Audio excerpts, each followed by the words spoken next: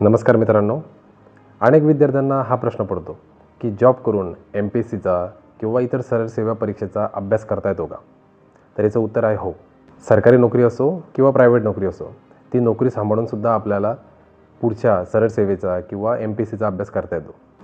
उलट पक्षी जे पूर्ण वेळ अभ्यास करतात त्याच्यापेक्षाही जे नोकरी सांभाळून अभ्यास करतात यांचा सिलेक्शन रेशो जर आपण बघितला, यांचा सक्सेस रेशो जर आपण बघितला, तर नक्कीच तो जास्त आहे. तर याच्या मागचं कारण काय? तर यांना वेळेचं महत्त्व माहीत असतं.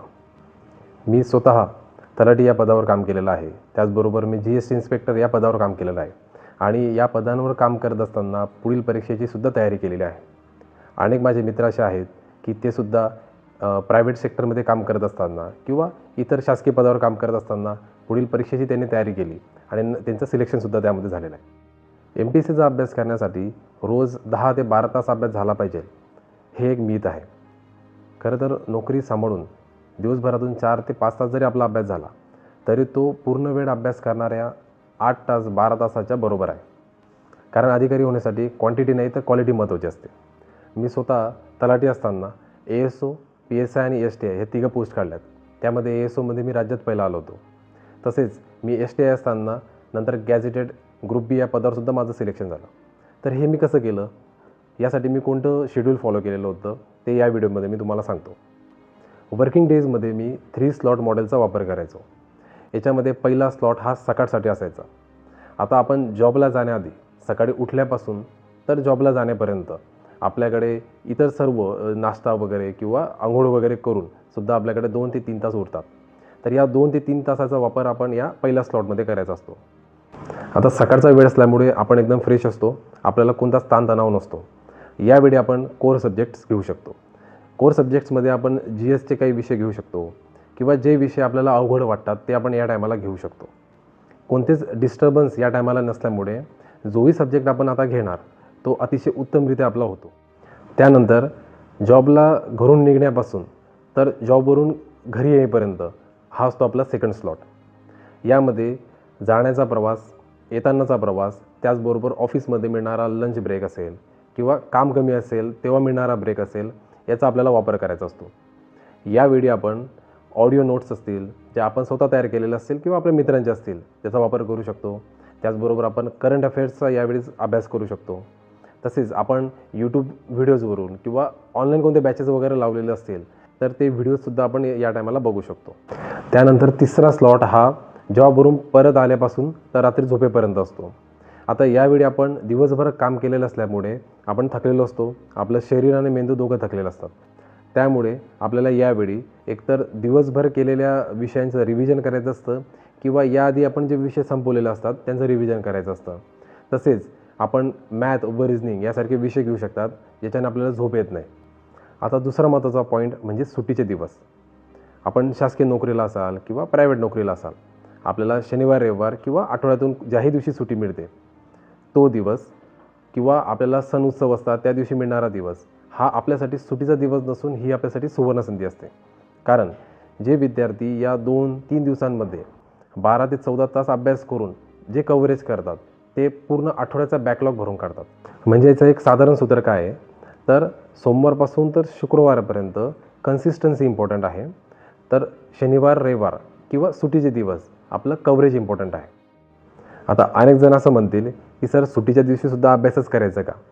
तर मित्रांनो, मी एकच सांगेल की आपण जर अधिकारी होण्याचे स्वप्न बघत आहेत तर नक्कीच आपल्याला सुट्ट्यांचा, मित्रपरिवारांचा, ऑफिसच्या पार्ट्यांचा इथे त्याग करावा लागेल.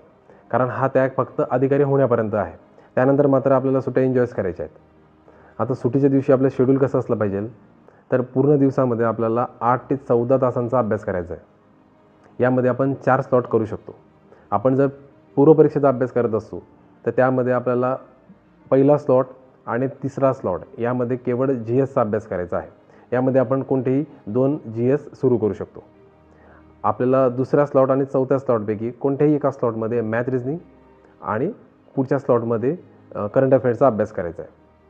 मात्र आपण जर मुख्य परीक्षेचा अभ्यास करत असतो तर त्या 4 स्लॉटपैकी पहिला स्लॉट आणि तिसरा स्लॉट हा आपल्याला लँग्वेजला द्यायचा आहे. एका स्लॉटमध्ये तुम्ही मराठीचा अभ्यास करू शकतात तर दुसऱ्या स्लॉटमध्ये तुम्ही इंग्लिशचा अभ्यास करायला पाहिजे. उरलेल्या 2 स्लॉटपैकी एका स्लॉटमध्ये तुम्ही GSचा अभ्यास करा आणि दुसऱ्या स्लॉटमध्ये मॅथ रिझनिंग प्लस करंट अफेअर्सचा आपल्याला अभ्यास करायचा आहे. त्याचबरोबर आपल्याला आपल्या नोकरीमधील CL असतील किंवा EL असतील यांचा प्रॉपर वापर करायचा आहे. पूर्वपरीक्षा असेल तर त्याच्या 7 दिवस आधी, मुख्य परीक्षा असेल तर 15 दिवस आधीपर्यंत आपण सुट्ट्या घेतल्या पाहिजेत आणि तेव्हा मात्र आपण आपला पूर्ण बॅकलॉग भरून काढू शकतो.